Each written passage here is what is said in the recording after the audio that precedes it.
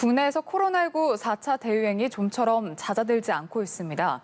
여름 휴가철에 이어 광복절 연휴, 이달 말 초중고교 개학까지 줄줄이 예정돼 있어 자칫 유행 규모가 더 커질 수 있다는 우려도 나오고 있는데요.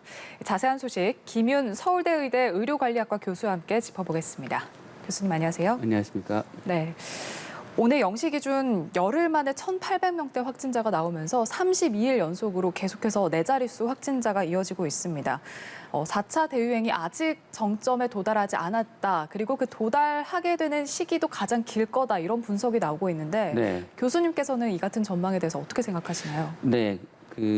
지금 이제 지난 한 달 반간의 그 경과를 보면 확진자가 빠르게 늘어나기 시작한 시기가 한 3주 정도 있었고요. 네. 이제 수도권 4단계 격상, 비수도권 3단계 격상이 이루어지면서 확산세가 꺾였습니다. 그러면서 이제 완만한 증가세 또는 정체기에 도달한 게 한 지난 3주간이 계속되고 있습니다. 네. 그래서 감염 재생산 지수로 보면 한 1.2, 1.3대를 초기 3주 동안 기록을 했고 현재는 1.04에서 1.09 정도 수준을 기록하고 있습니다. 그래서 완만한 증가세가 지속되는 상황이라고 볼 수 있을 것 같고요. 네. 과거의 유행과 달리 이렇게 느린 속도로 완만한 증가세가 지속되는 이유는 백신 접종의 효과 때문에 대규모 집단 감염이 발생하지 않으면서 확산의 속도가 상대적으로 느려지고 있기 때문에 발생하는 현상인 것 같습니다. 그래서 네.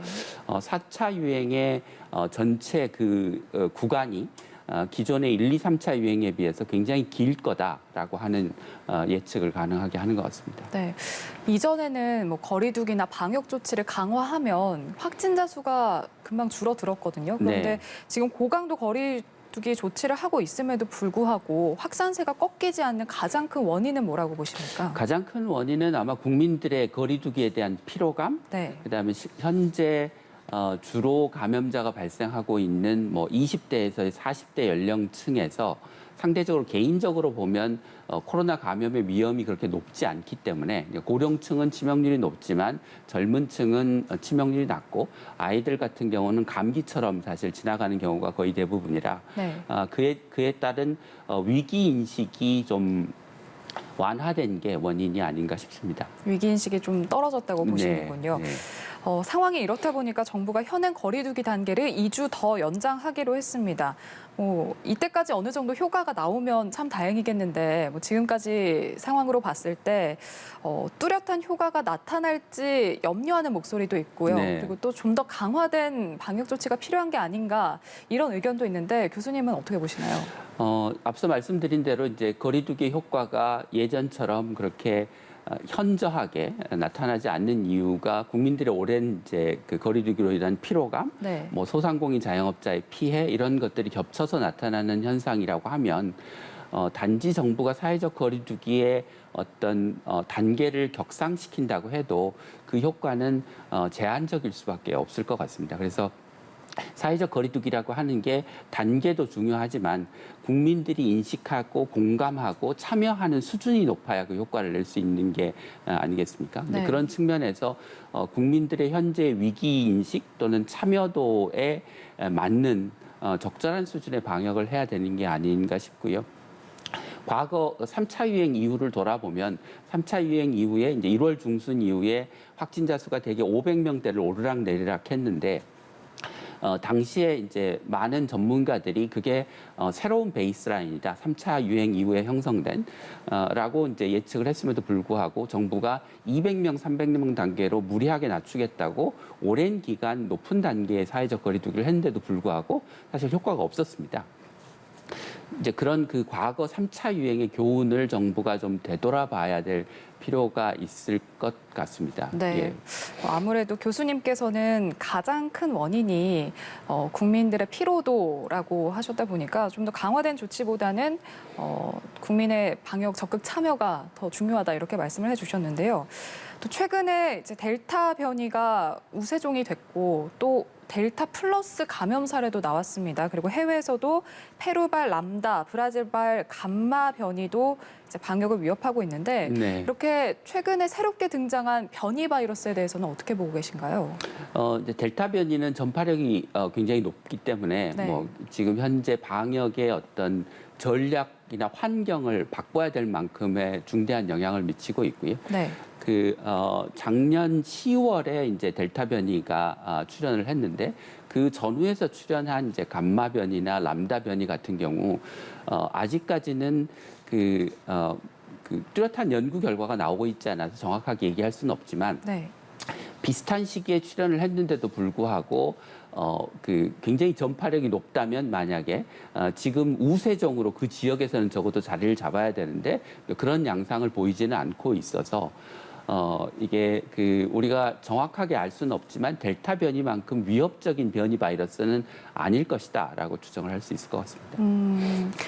그렇군요. 그리고 이제 새로운 변이 바이러스, 특히 델타 변이 바이러스가 출현을 하면서 코로나19 사태가 좀 장기화될 수 있다 이런 걱정, 우려도 네네. 전 세계적으로 나오고 있는데 미국과 유럽 등 국가들은 이 백신 접종률 이 목표치를 기존에는 70%였는데 네. 90%로 상향 조정했고요. 그리고 또 백신 접종 의무화, 부스터샷 이런 걸 추진하는 나라도 늘고 있는데 네. 교수님은 여기에 대해서 어떻게 생각하시나요? 이제 과거에는 전체 인구의 뭐 70% 정도가 접종을 하면 집단 면역이 가능하다라고 이제 얘기를 했었는데 네. 그 기존 코로나 바이러스에 비해서 한 두세 배 정도 높은 전파력을 가진 델타 변이 바이러스가 출현하면서 집단 면역을 형성하기 위한 면역을 가진 인구의 비중이 훨씬 더 높아졌습니다. 사실상 거의 전 국민 100%가 접종을 해야 집단 면역을 형성할 수 있는 정도의 높은 전파력을 델타 변이가 갖고 있기 때문에 네. 델타 변이에 대해서 뭐 우리나라가 또는 다른 나라들이 집단 면역을 형성한다고 하는 것은 사실상 불가능해졌다. 이렇게 볼 수 있을 것 같고요. 그러니까 집단 면역이 불가능해졌다는 얘기는 무슨 얘기냐면 코로나19와 장기간 공존할 수밖에 없는 상황이다. 그래서 최대한 접종률을 높이고 접종의 효과를 유지하도록 하기 위해서 부스터샷을 맞춰야 산발적인 집단 감염이 생기더라도 그게 빠른 속도로 확산하지 않거나 대규모 감염으로 발전하지 않도록 하기 위한 조치라고 볼 수 있을 것 같습니다. 네. 미국 제약사 노바백스가 백신 긴급 사용 신청 일정을 4분기로 연기를 했습니다. 네. 우리나라 정부도 우리 정부가 4천만 회분, 노바백스 4천만 회분을 이미 확보한 상태인데 이렇게 되면서 연내 노바백스가 우리나라에 들어오지 않게 되면 백신 공급, 이 백신 접종에 차질이 생기는 게 아니냐 이런 우려도 나오고 있는데 어떻습니까? 정부가 전체 확보한 백신의 물량이 1억 9천만 회분입니다. 네. 이제 우리나라에 이제 전 국민의 70%가 접종을 하기 위해서 필요한 접종 물량은 약 한 7천만 회분, 뭐 넓게 잡아도 한 8천만 회분 정도여서 네. 1억 9천만 회분에서 노바백스의 4천만 회분을 빼도 한 1억 5천만 회분 정도가 되고 우리한테 필요한 뭐 7, 8천만 회분 정도는 물량의 공급에 큰 차질이 없을 것 같습니다.